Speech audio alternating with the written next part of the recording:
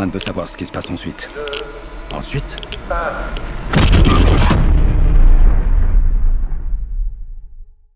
Salut à tous, bienvenue dans cette nouvelle vidéo où nous allons plonger dans l'univers passionnant du film Oppenheimer, réalisé par le génie du cinéma Christopher Nolan. Aujourd'hui, je vais vous donner mon avis complet sur ce chef-d'œuvre qui nous transporte dans l'histoire fascinante de J. Robert Oppenheimer, surnommé le père de la bombe atomique.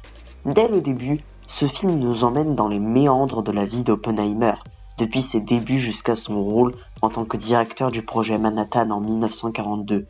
Tout cela dans le but crucial de créer la première bombe atomique et ainsi devancer les nazis dans la course à la bombe atomique. Mais le film ne s'arrête pas là. Il explore également sa vie après la création de cette bombe terrifiante et son combat contre la bombe H. L'un des points forts de ce film est sans aucun doute le casting incroyable. Cillian Murphy dans le rôle d'Oppenheimer livre une performance formidable qui nous fait véritablement ressentir la complexité du personnage. Quant à Robert Downey Jr. dans le rôle de Levi Strauss, l'antagoniste du film, il est tout simplement époustouflant, surtout dans le dernier acte. Mais ne nous arrêtons pas là, car tout le casting est à la hauteur de ce projet ambitieux. En parlant de l'aspect technique, Christopher Nolan a réalisé un travail remarquable. Le film est empreint de dramaturgie, ce qui le rend incroyablement puissant. Les personnages nous plongent efficacement dans la société américaine de l'époque, ainsi que dans les tourments de l'ère McCarthyiste. Cependant, on peut noter que le film jongle entre différentes lignes temporelles, une signature propre à Nolan. Cela rend l'expérience cinématographique exigeante, nécessitant une certaine connaissance de la société américaine, du gouvernement américain, du projet Manhattan et de la Seconde Guerre mondiale. Mais ce défi en vaut la peine car cela enrichit l'immersion dans l'univers du film. Attention, spoilers à l'horizon. Un point qui m'a particulièrement marqué est la représentation du personnage d'Oppenheimer. J'ai été captivé par les scènes où il explore un univers caché constitué d'atomes. Le mystère entourant les échanges entre lui et Einstein au bord d'un lac est fascinant.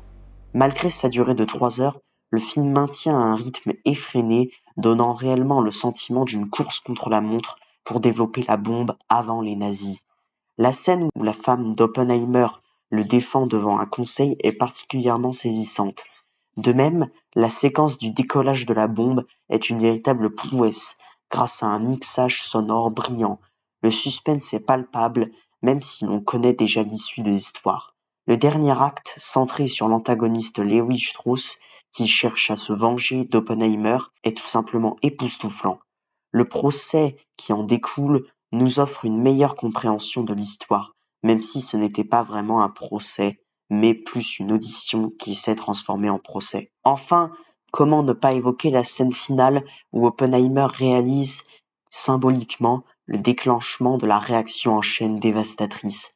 Cette séquence renforce le drame du film et nous laisse méditer sur les conséquences de ses actions.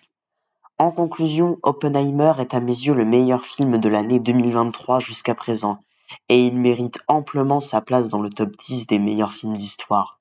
J'espère que vous avez apprécié cette critique. Si c'est le cas, n'oubliez pas de vous abonner et de liker cette vidéo. C'était Adrien Analyste, votre analyste d'histoire. À la prochaine.